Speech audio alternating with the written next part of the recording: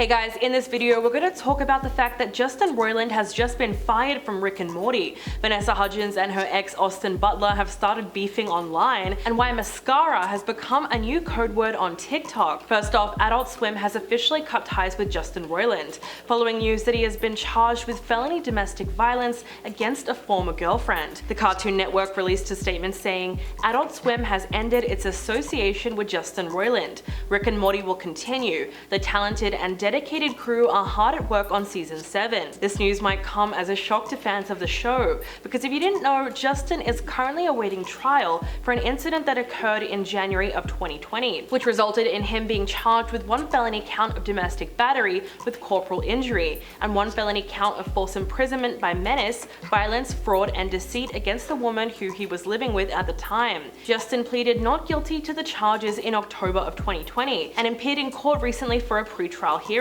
If he is found guilty, he could face up to 7 years in prison. His attorney T. Edward Wellburn released a statement saying, "To be clear, not only is Justin innocent, but we also have every expectation that this matter is on course to be dismissed once the district attorney's office has completed its methodical review of the evidence. We look forward to clearing Justin's name and helping him move forward as swiftly as possible." Back in August of 2020, Justin was arrested and released on a $50,000 bond. He was arraigned that October, and a protective order was filed stating that he is not to threaten or surveil the woman involved, and he also cannot go within 100 feet of her. Now, this news certainly comes as a surprise to Rick and Morty fans, as it's one of the most popular adult cartoon comedies ever created. The show's 6th season aired in September last year, and a 7th season was ordered by Cartoon Network as a part of a long-term deal for 70 new episodes. So Adult Swim isn't even halfway through a massive episode order for the show. Justin co-created the series with Dan Harmon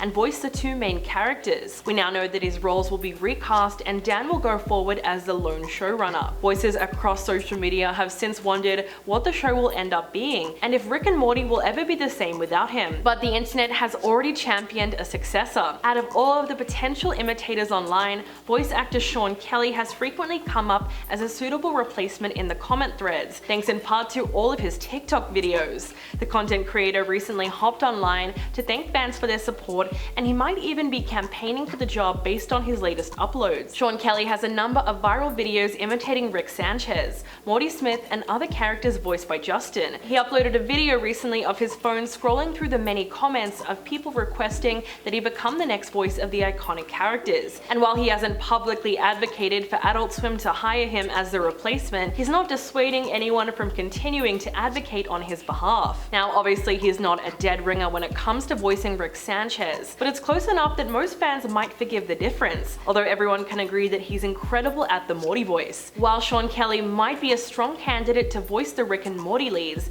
it's hard to know whether or not he'll actually be offered the job, but whoever takes up the role has some big shoes to fill, and it's more than likely that they will be harshly criticized for even daring to replace the lead actor, whose legacy is so closely tied to the show. For instance, Elon Musk has already voiced his support for Justin to stay. He took to Twitter in protest following the announcement and called him the heart of the show. In fact, Elon is not only a fan of Rick and Morty, but he's also had a cameo in one episode as the character Elon Tusk, which was a hilarious play on his own larger-than-life personality. So we're already starting to see a little bit of pushback when it comes to replacing Justin Roiland. But will it be enough to boycott the show?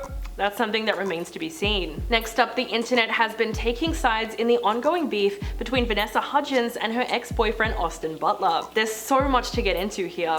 Last week, Ryan Scott shared an Instagram post which featured an article about Austin Butler's viral Elvis accent. He captioned the post saying, "He went to the Lady Gaga School of Oscar Campaign Acting." In response, Vanessa took to the comments section and wrote the word "crying." Her reaction came from the fact that Austin's voice coach said his new accent might be here to stay. If you've seen any of the videos or interviews with Austin at the recent Golden Globes, you might have noticed that he still sounds a lot like Elvis. In fact, many people have noted that despite the fact that he's from California, he still sounds like he's from the Deep South. This is because learning a new accent is incredibly demanding. It's a rigorous process that often requires you to listen deeply to documentaries, movies, and interviews to get down those linguistic details. Austin worked with a dialect coach starting months or years before filming. Regardless of how long it took him to nail the accent, when the movie came out and all of his promotional appearances were over, fans couldn't help making fun of the fact that he's still sounded like Elvis, and Vanessa was clearly game to join in on the jokes, but she wasn't being mean to her ex just for the sake of it. The fact is, she played a really big part in getting him the role of a lifetime when they were still dating, and after they broke up, he pretty much did not give her any credit at all. Before they called it quits, Vanessa went on live with Kelly and Ryan and explained the story. She said, "Last December we were driving along and we were listening to Christmas music, and then an Elvis Presley Christmas song came on. He had just dyed his hair dark and he's a natural blonde. And I was looking at him and he was singing along, and I was like, babe, you need to play Elvis." At the time, the actress said that she was so proud of him for his major career move after he officially got cast in July of 2019. She said, "He's always been so inspiring to me, like his work ethic is compared to no one. I'm always so in awe of him, and I'm so excited that this is happening for him." Now, it's true that Austin put his heart and soul into the role, which earned him his first ever Golden Globe win earlier this month. He used that win to give a shout out to Priscilla Presley and the late Lisa Marie Presley while accepting his honor. But fans noticed that he did not mention Vanessa at all. During the Hollywood Reporter Actors Roundtable, he told a nearly identical story to Vanessa, but he noticeably left her name out of the conversation. This pissed a lot of people off. He said, "The month before I heard that Baz was making the movie, I was going to look at Christmas lights with a friend, and there was an Elvis Christmas song on the radio, and I was singing along, and my friend looked over at me and goes, 'You've got to play Elvis.' And I said, 'Oh, that's such a long shot.'" He went on to say, "A couple weeks later, I was playing the piano. I never really sang for any of my friends or anything. That same friend was there and I was playing the piano." She said, "I'm serious. You gotta figure out how you can get the rights to a script."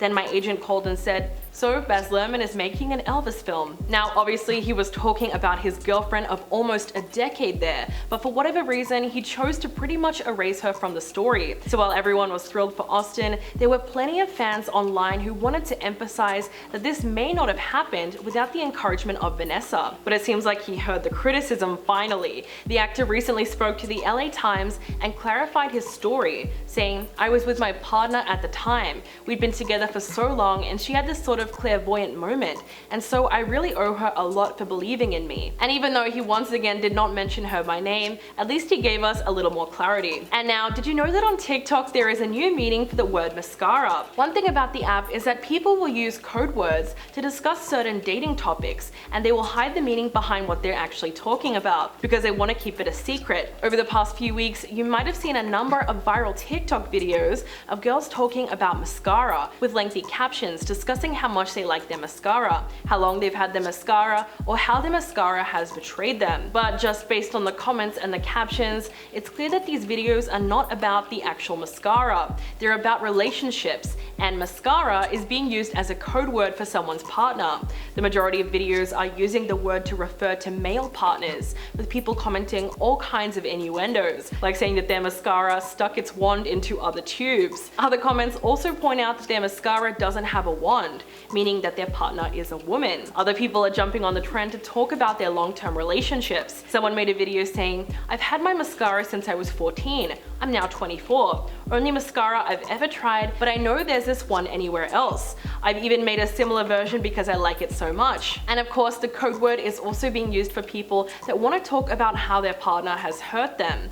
One user wrote, "The one mascara I ever really liked ended up damaging my eyelashes really badly, so now I'm too scared to try any new mascaras because I can't take my eyelashes being damaged again." Often the videos include a PSA in the brackets and a hashtag stating, "This isn't about mascara." The trend has also been a safe haven for women, allowing them to open up and share their romantic experiences, including the good, the bad, and the disappointing. While yes, it's a great idea for people who want to talk about their partners without making it too obvious, the trend has actually gotten Julia Fox in a lot of hot water. One user by the name of Big Whip 13 made a TikTok saying, "I gave this one girl mascara one time and it must have been so good that she decided that her and her best friend should both try it without my consent." He included the hashtags SA awareness and men speak up. Obviously this guy was using the trend to share a very traumatic experience, but it seemed like Julia didn't get the memo before she commented on the post. Fans were shocked when she wrote, "I don't feel bad for you." In response, the creator wrote, "You don't feel bad that I was SA'd?" Since posting her remark, Julia has been embroiled embroiled in controversy